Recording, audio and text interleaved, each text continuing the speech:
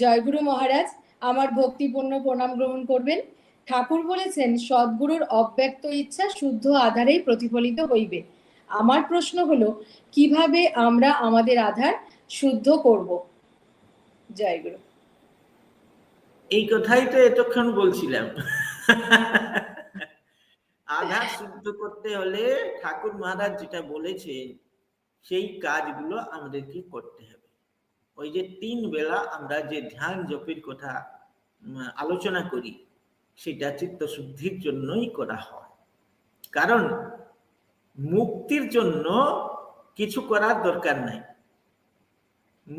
আমরা নিত্য মুক্ত, কিন্তু আমাদের অন্তঃকরণ অশুদ্ধ বলে আমরা সেই ধারণা করতে পারি না, তত্ত্ব বিচার করতে পারি না, আর সেই আমাদের যে অজ্ঞান অন্ধকার আমরা দূর করতে পারি না, কেবল অন্তঃকরণ অশুদ্ধ বলে। এই জন্যে এই 3 বেলা ঠাকুর মহারাজ যে ধ্যান জপ করার কথা বলছেন সেগুলো করতে হবে, নিয়ম পঞ্চক পালন করতে হবে, সংঘ সম্মিলনী গুলো ঠিক ভাবে করতে হবে, জীব সেবা করতে হবে।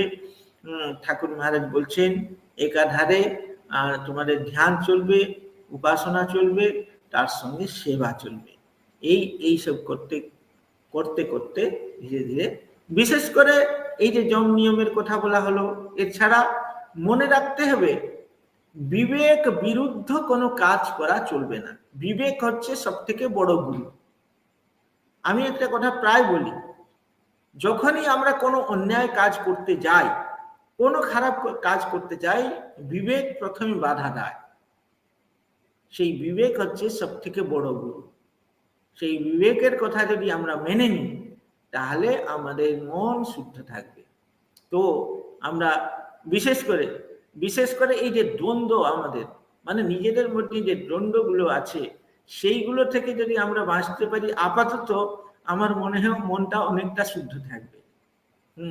ঈর্ষা, দ্বেষ, অহংকার, দম্ভ, দর্প, এই যে ভাবগুলো, এই ভাবগুলো থেকে যদি আমরা একটু বেঁচে থাকতে পারি, আর যে কথা যে শ্লোক, গীতার শ্লোক দুটো পড়া হলো, সেইগুলো যদি আমরা পালন করতে পারি, তাহলে আমাদের অন্তঃকরণ শুদ্ধ হবে।